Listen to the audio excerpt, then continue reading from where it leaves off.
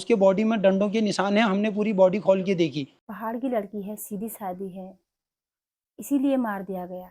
शहर की लड़की होती तो इतना सहन नहीं करती। लड़की मार दी। लड़की के पास, मेरे पास वीडियो भी है और मेरे पास फोटो भी है। अच्छे परवरिश में पली बड़ी है, इसीलिए मार दिया गया है। शहर की लड़की होती उनके खिलाफ कंप्लेन करती, दहेज एक्ट लगाती, लेकिन नहीं, पहाड़ की लड़की है ना। माता दी दोस्तों, कैसे हो आप सभी? स्वागत है आप सभी का फिर से एक बार देवभूमि उत्तराखंड के खरई क्षेत्र से। सबसे पहले मेरी तरफ से आप सभी लोगों को प्यार भरा पहला। तो चलिए दोस्तों, आज की ब्लॉग की भी स्टार्टिंग कर लेते हैं।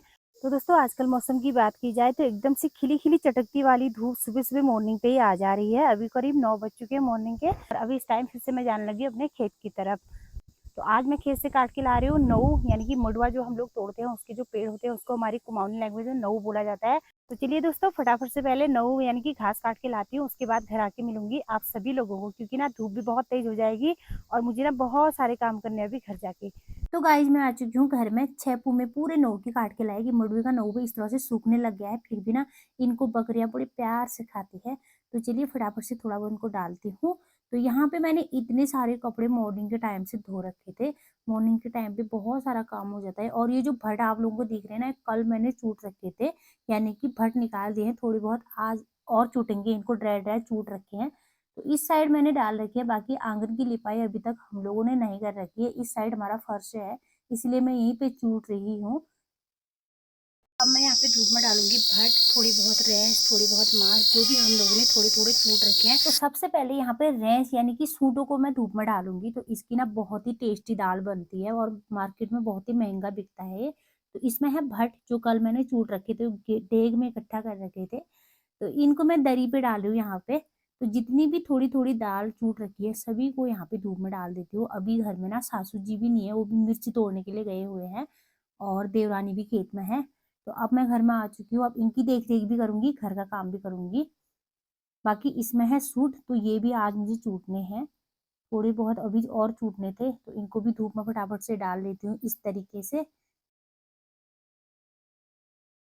दोपहर के करीब 11:15 बजने वाले हैं। अभी मुझे दोपहर का लंच भी बनाना है। बाहर का थोड़ा बहुत काम निपटाने के बाद थोड़ी देर के लिए अपने रूम में यहाँ पे बैठ गई हूँ। बाहर पे बहुत तेज धूप हो रखी है, तो मुझे लगा कि लंच बनाने से ज़्यादा इम्पोर्टेंट मुझे इस वीडियो को बनानी चाहिए। तो आप सभी लोगों ने थंबनेल देख के अंदाज़ा लगा ही लिया होगा। जी हाँ, मैं इन्हीं के बारे में बातें कर रही हूँ। थंबनेल में जो लड़की है, इसका नाम है लता बिष्ट, कि इसका मायका है चमड़खान रैली गाँव में। तो इसके जो चाचा जी हैं यहाँ पे इंट्रोडक्शन दे रहे हैं। सबसे पहले आप छोटी सी क्लिप देख लें, उसके बाद आप सभी लोगों से बातें करती हूँ। नमस्कार, मैं भुवन सिंह बिष्ट बात कर रहा हूँ, चमड़खान रैली से। मेरी एक भतीजी है लता बिष्ट, जिसकी शादी यहाँ गांव भतरौज खान के नौखर गांव में विवाही गई, और वो रहने वाले सितारगंज के हैं। वो सितारगंज में ही रहते हैं। लड़की की मम्मी लड़की की शादी करने के 2 महीने के बाद हार्ट की पेशेंट थी और एक्सपायर हो गई। उस लड़की को उसी दिन से वो लोग टॉर्चर करते थे बल। और उस लड़की को उसके घर वालों ने बोला कि तू अपना घर बार बसा और वहाँ पर रह, अगर ज़्यादा परेशानी होगी तब बताना। तो उसने ये चीज़ें सब सहन करते हुए वहाँ पर रही। 30 तारीख की शाम को वो उसका पति रोहित और उसकी भाभी ने उसको खूब डंडों से पीट कर मार दिया। उसके बॉडी में डंडों के निशान हैं। हमने पूरी बॉडी खोल के देखी और उसको मार दिया। उसको मारने के बाद जब हम वहाँ पहुँचे, हमने उनसे कार्रवाई करने को कहा तो किसी ने कोई कार्रवाई नहीं सुनी।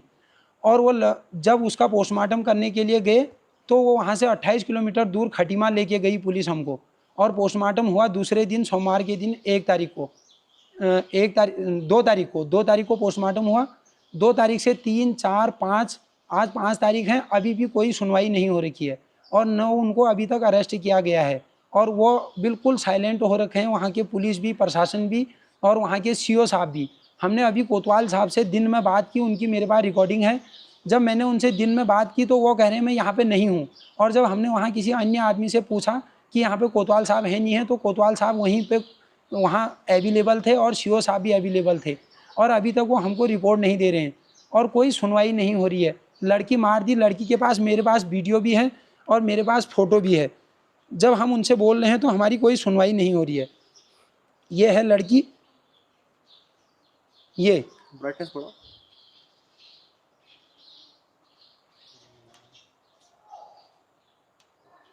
ये लड़की का गला भी सूज रखा है, उन्होंने गला दबा रखा है। और ये लड़की के हाथ में चोट के निशान हैं, ये और ये। ये जगह जगह चोट के निशान हैं। और शाम को रात के 10 बजे बोल रहे हैं कि 10 बजे उस लड़की से बात हुई और रात के 2 बजे फ़ोन कर रहे हैं तुम्हारी बहन बीमार है, और सुबह 8 बजे फ़ोन कर रहे हैं वो मर गई है। वो भी चुपचाप उसके भाई को बता रहे हैं, अन्य किसी को नहीं बता रहे हैं, और बता रहे हैं कि उसकी तबीयत ख़राब है। उसका भाई वहाँ पहुँचा तब पता चला कि मर गया, और उसने गाँव में खबर दी, हम गए, और भाई अकेला है, उसकी मम्मी नहीं है, पापा नहीं है, कोई सुनवाई नहीं हो रही है।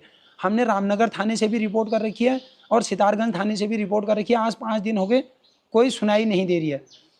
और मेरे कुमाऊं कमिश्नर साहब दीपक सर से विनम्र निवेदन है कि हमारी कार्रवाई की जाए और हमारी बात सुनी जाए, और वहाँ उस केस के बारे में कोई न कोई बातचीत आगे बढ़ाई जाए।